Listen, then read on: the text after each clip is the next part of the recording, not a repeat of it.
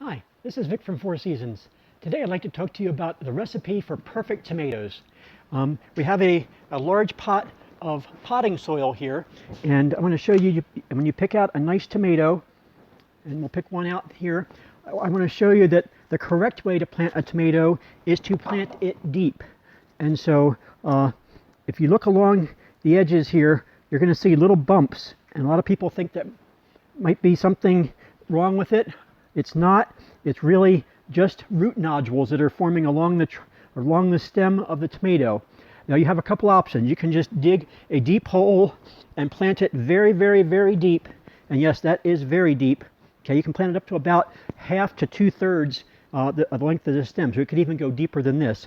And if your soil, of course, is not this nice, and you're planting it out in the garden, you can actually lay the tomato on its side and just cover it with some soil, and it will root in and it will take off. And why we're doing this is because if the tomato is rooted really well and has lots of roots, it will produce a much better crop of tomatoes, which is what we're all looking for. So no matter whether you're using a slicer tomato or a cherry tomato, you want to plant it deep.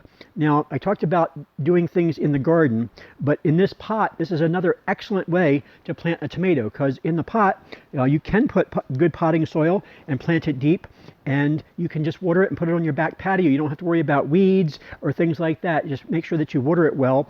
And then the other thing you need to make sure is that you fertilize it well.